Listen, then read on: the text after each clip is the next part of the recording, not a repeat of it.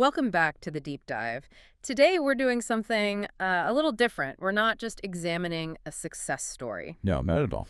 We are, I guess you could say, performing an archaeological dig on a monumental personal transformation. That's a great way to put it. We've synthesized a whole stack of sources here, detailing the journey of one individual who just completely rebuilt his life. And the starting point is, it's about as low as it gets. Severe, life-threatening obesity, a history of drug addiction, deep mental health issues. And the outcome is just as extreme on the other end.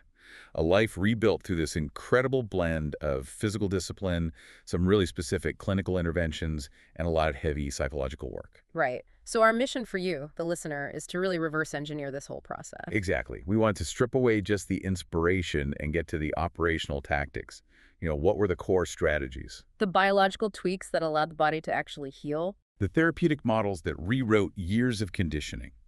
And of course, the mental frameworks that turned a life of relapse and shame into one driven by, well, health and a very serious purpose. Okay, so let's get into it. And I think we have to start with the sheer magnitude of the physical shift. The numbers are they're staggering. They really are. The source material shows that for years, this guy was fluctuating between 480 and 560 pounds. Just think about that for a second. The daily reality of living in that body. And now, he's successfully lost over 300 pounds. 300. With the goal of hitting a sub 200-pound weight.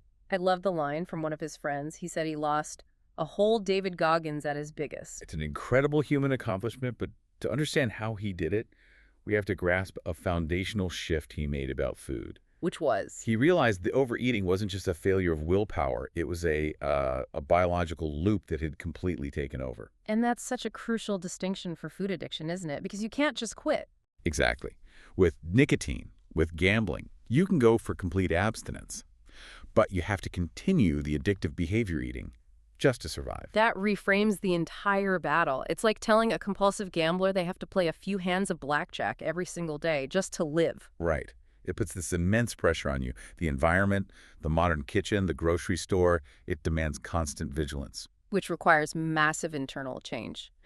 And speaking of change, it kind of brings up that old myth, the one about your cells. Oh, the 7-year myth, that every cell in your body replaces itself every 7 years, so you're a totally new person. Yeah, that idea of a biological reset button. It sounds great, but it's not really accurate, is it? No, it's a compelling but ultimately inaccurate simplification. The reality of cellular renewal is actually way more interesting. Okay. You are constantly renewing, but different parts renew at wildly different speeds. For example, your intestinal lining, which takes a beating from diet, renews every 2 to 5 days. Wow, that fast. So you can feel changes in your gut almost instantly. Precisely. That gives you quick, positive feedback. But then you have bone cells. They can take up to a decade to fully turn over. A decade? And critically, most of your neurons last a lifetime. So when he committed to this change around age 39, right before hitting 40. A number he swore he wouldn't hit at 500 pounds. Right. He was laying down new pavement in his gut really fast, but he knew the deeper structures, the bone, the brain, that was a long-term project. Which leads directly to his starting strategy. He ditched the big emotional commitments that always failed. The ones that led to that yo-yoing of 60 or 70 pounds. And instead he focused on small, intentional steps. What were those first two? They were, almost disarmingly simple, but they were non-negotiable. Cold plunging and walking a half mile. Just a half mile, not 10,000 steps. No, because he knew at 520 pounds that would feel impossible. Yeah. The whole point was to build consistency, not achieve some kind of immediate glory. And that commitment was tested immediately, that pivotal moment, the rain-soaked walk. Oh, yeah. He wakes up, and it is just pouring rain. Miserable conditions. The kind of day where 99% of people say, I'll start tomorrow. So what made this time different for him, psychologically? It came down to internal credibility. He'd been studying this concept of lying to yourself. The second you commit to something and then back out, your subconscious just conserve. It stops believing you. Your credibility with yourself is shot. It's shot. And his family, who'd seen him fail for years, they were trying to protect him. They were saying, it's okay, Papa, wait until the rain quits. They were normalizing the surrender. Exactly. But he realized that excuse was the entire problem. So he just said, I'm done lying to y'all, and more importantly, I'm done lying to me. And he went out in that downpour. That single action must have taken immense mental strength. But how does a moment like that burst, turn into sustainable momentum? That's the key question, right? Yeah. Because motivation fades. This is about earning momentum. So he goes out, he does the walk, and as he's coming back up this steep driveway, his whole family is standing outside, In the torrential rain. cheering him on. That unconditional support, after all the years of addiction and lying, it just cemented the decision. It shifted his goal from being about his body to being an act of service to them. He realized his addiction was stealing from them. Simple things like not being able to play with his son. It became a purpose bigger than his own comfort. So the physical steps built the momentum, but the real work, the deep dive, had to be psychological. He says something like 80 to 90% of compulsive eating happens between the ears, not the teeth. Absolutely. The weight wasn't the problem, it was the most visible symptom. The real issue was that cycle. Trauma, stress, overwhelm, food, and then crushing shame. A loop that had to be broken. It had to be interrupted. And he found guidance in that quote from the boy, the mole, the fox, and the horse. What's the bravest thing you've ever said? And the answer is ask for help. That was the turning point, acknowledging he didn't have control. And that led him to a therapist who specialized in food addiction and who gave him a really tactical strategy, the 3 R's. Yes, reset, reconnect, re-engage. This is a practical tool anyone can use. When that compulsive urge hits, you don't fight the feeling, you interrupt the action. Okay, so break that down. Number 1 is reset. Reset is physical. You have to step out of the bad environment. If the urge hits you in the pantry, you physically walk out of the pantry. You break that immediate connection. Okay, that makes sense. Then reconnect. Here you ask yourself a crucial question. What version of me is seeking this food? Is it the stressed out adult trying to avoid an email? Or is it the sad kid who learned that cookies were a source of comfort? Exactly. You have to identify the story driving the behavior. And then finally, you re-engage. So after you've left the scene and identified the cause, You make a conscious decision. Is this action necessary?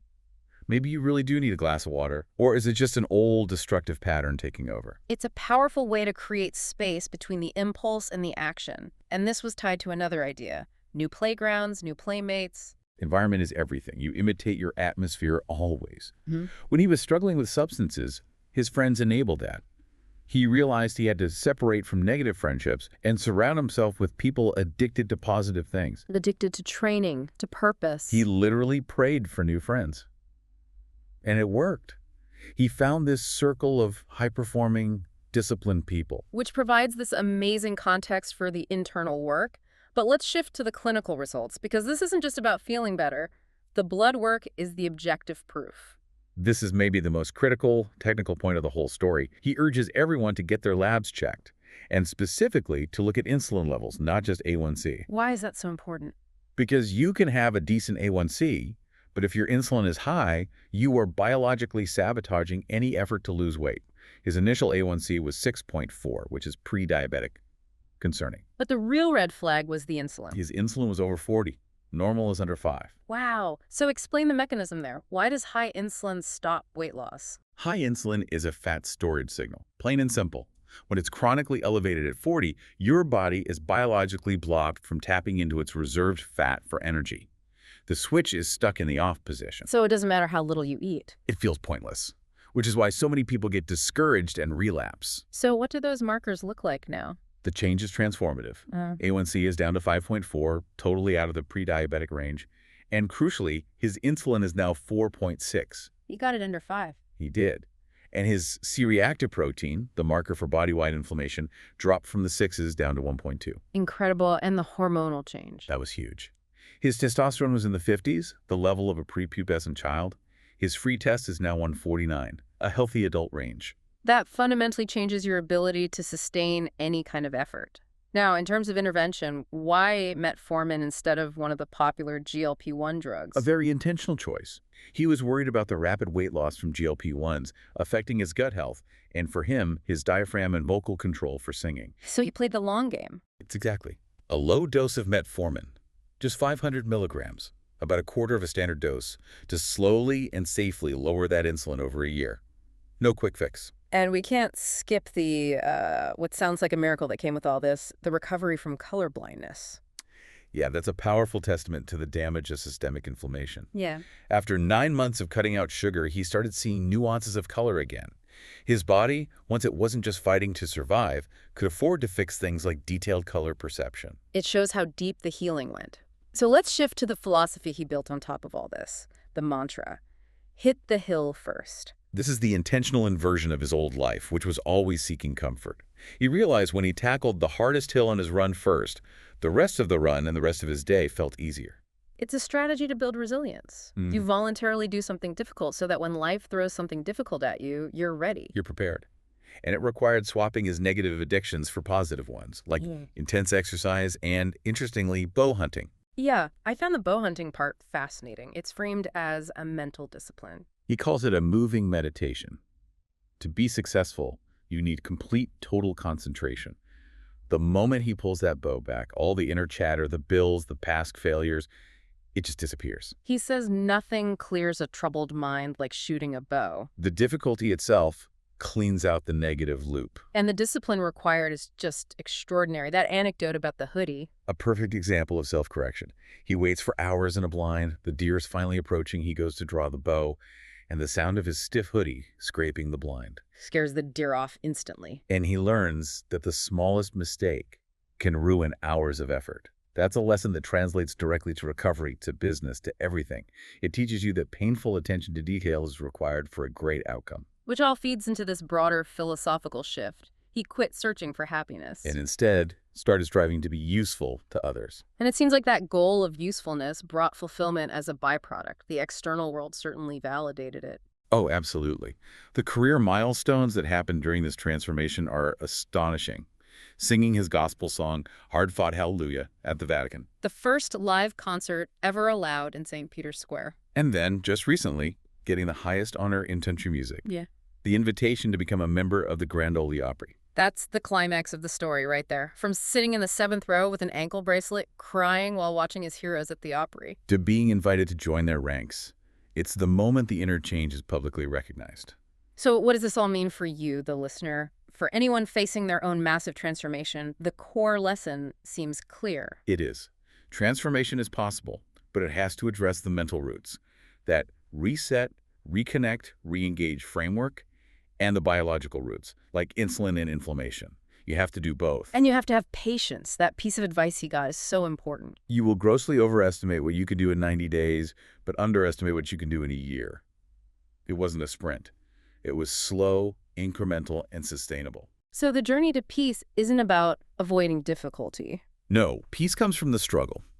True fulfillment isn't from a life free of challenges, but from voluntarily seeking them out. When you swap your destructive habits for good addictions, exercise, learning, service, you build genuine resilience. The key is finding that positive obsession that makes you healthier and more connected. You become a better person the moment you choose to hit that hill.